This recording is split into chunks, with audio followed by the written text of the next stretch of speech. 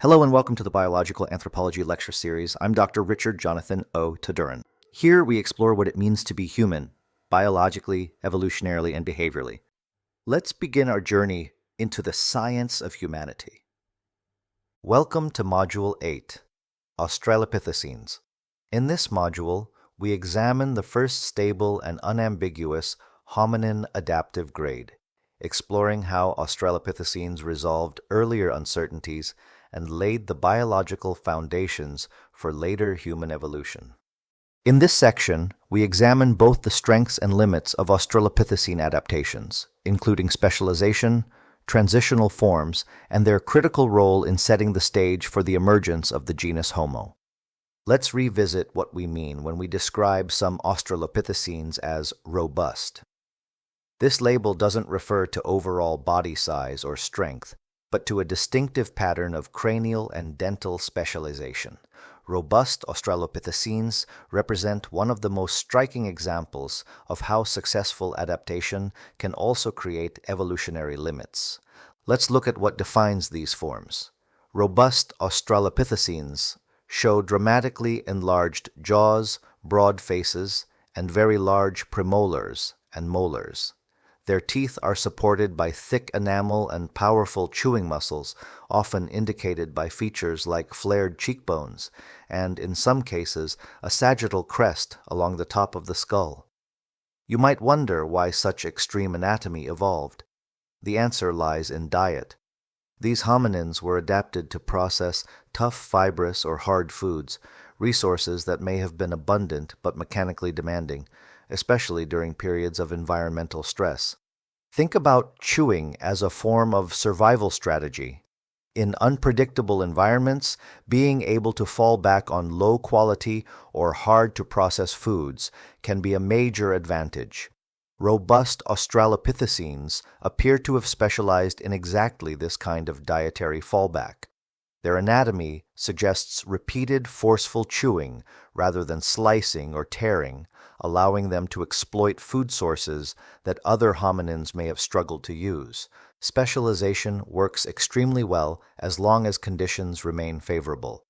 Robust Australopithecines persisted for a long time, which tells us their strategy was effective. But specialization also narrows options. When environments change, or when new competitors appear, highly specialized adaptations can become liabilities rather than assets. Let's place robust Australopithecines in context. They lived alongside more gracile Australopithecines, sharing the same landscapes but occupying different ecological roles. This coexistence shows that there was no single best way to be a hominin. Instead, multiple strategies were explored at the same time. You might wonder whether robust Australopithecines were simply on a slower path toward becoming human. The fossil evidence suggests otherwise. Their anatomy does not trend toward the features seen in Homo. Instead, it intensifies specialization in chewing. So what happened? Robust Australopithecines eventually disappear from the fossil record. This doesn't mean they failed in their own time. Rather, it highlights a broader evolutionary lesson. Adaptations that solve one problem exceptionally well can limit flexibility in the face of new challenges. As environments shifted and new hominin strategies emerged, the robust Australopithecine path closed. When we study robust Australopithecines, we're not just learning about an extinct group. We're learning about the balance between success and constraint in evolution. Their story reminds us that evolution does not move toward a single goal. It explores multiple pathways, some of which thrive for long periods before reaching natural limits. Let's revisit what we mean by transitional in an evolutionary context, because it's easy to misunderstand the term. Transitional doesn't mean halfway, unfinished, or somehow inferior. Transitional Australopithecines are informative precisely because they combine traits in unexpected ways, showing us how evolution explores possibilities rather than following a straight, predictable path. Let's look at why these forms stand out. By the time we encounter certain later Australopithecines, we begin to see anatomical combinations that don't fit neatly into the earlier gracile or robust patterns. You might wonder why natural selection would produce such mixtures. The answer lies in experimentation. Once the Australopithecine body plan stabilized, habitual bipedalism, non-honing chewing, and ecological flexibility, there was room for variation. Some populations began to explore new directions in anatomy and behavior while still remaining firmly within the Australopithecine grade. Think about this in terms of body proportions and function. Transitional Australopithecines often show bipedal adaptations that look broadly similar to earlier forms, but with subtle shifts in limb proportions or joint structure. These changes don't yet produce the long-legged efficiency we associate with later Homo, but they hint at altered movement patterns and expanded ranging behavior. It's not a sudden leap forward. It's a gentle push at the edges of what the Australopithecine body could do. Now consider the hands and feeding behavior. Some transitional forms show hand proportions that suggest increased dexterity compared to earlier Australopithecines. You might wonder whether that means tool use. The fossil record doesn't give us a simple yes or no. What it does show is anatomical potential, the capacity for more refined manipulation. That potential matters because evolution often prepares the ground before a new behavior becomes widespread or visible archaeologically. Chewing anatomy adds another layer. Transitional Australopithecines do not exhibit the extreme specialization seen in robust forms, nor do they perfectly match the earlier gracile pattern. Instead, their dental traits suggest continued flexibility, possibly reflecting shifting diets or changing environmental pressures. Think of this as keeping options open rather than committing fully to one strategy. Now step back and consider why these transitional forms matter so much. They remind us that the emergence of Homo was not inevitable. Multiple Australopithecine lineages were exploring different solutions at the same time. Some intensified specialization, others maintained generalist strategies, and a few began to push toward new combinations of locomotion, manipulation, and diet. So when we study transitional Australopithecines, we're not looking at direct ancestors in a neat family tree. We're watching evolution test the limits of a successful body plan. Some of those tests went nowhere. Others reshaped the evolutionary landscape and made new pathways possible. As we move forward, keep this perspective in mind. Transitional Australopithecines are valuable not because they point straight to Homo, but because they show us how change happens, incrementally, unevenly, and through a series of overlapping experiments rather than a single decisive step. Let's revisit the bigger question that's been quietly guiding us through this module. Why do Australopithecines matter so much in the story of human evolution, even though they are not human in the modern sense? Australopithecines are significant not because they look like us, but because they establish the biological conditions that make later human evolution possible. Let's look at what they accomplished.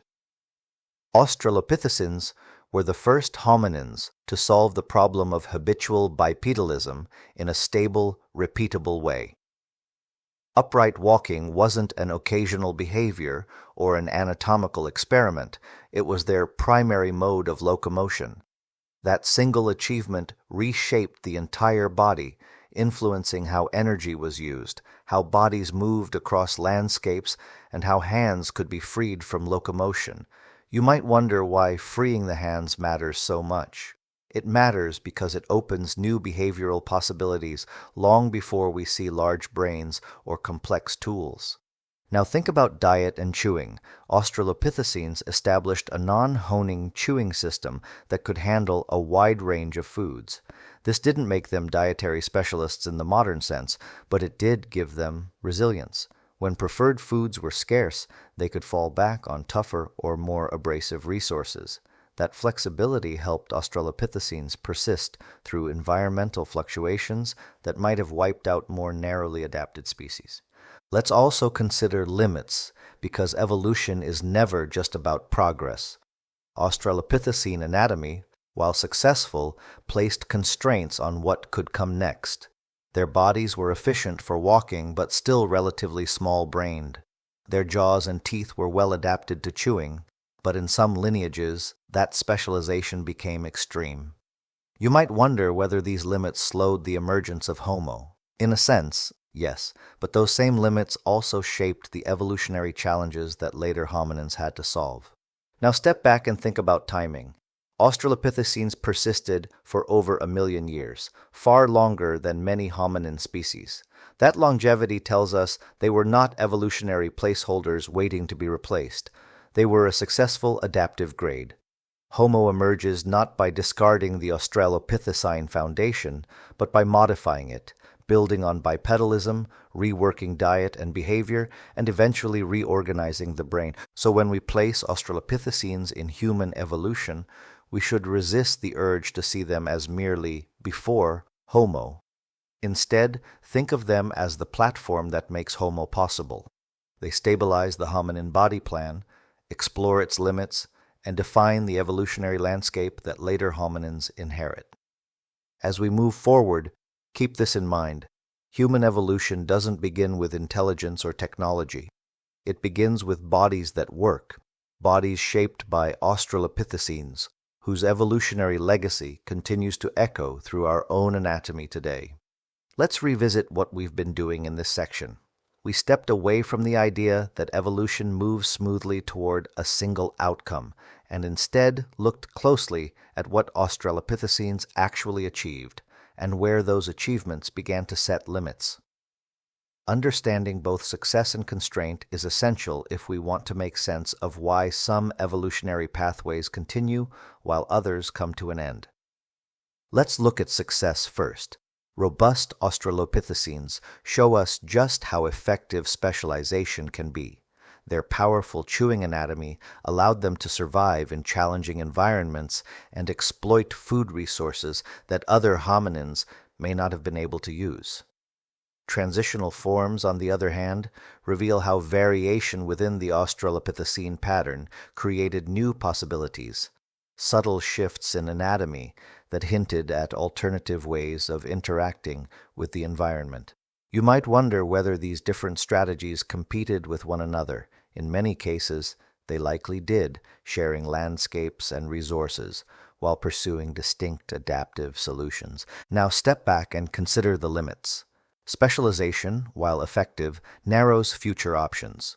Robust forms became increasingly committed to a particular way of feeding, leaving little room to respond when environments changed or when new adaptive strategies emerged. Transitional forms explored new directions, but not all of those experiments led forward. Evolution doesn't reward intention, it responds to context. Think about what this tells us about the emergence of Homo. The genus Homo does not appear because Australopithecines failed. It appears because the Australopithecine body plan created both opportunities and pressures for change. Habitual bipedalism was already in place. Diet was flexible but constrained. Anatomy worked, but not perfectly for every challenge ahead. So, as we close this section, remember this key idea. Australopithecines were not evolutionary dead ends or incomplete humans. They were successful hominins operating within real biological limits. Their story shows us how evolution advances, not by perfection, but by navigating the balance between adaptation and constraint.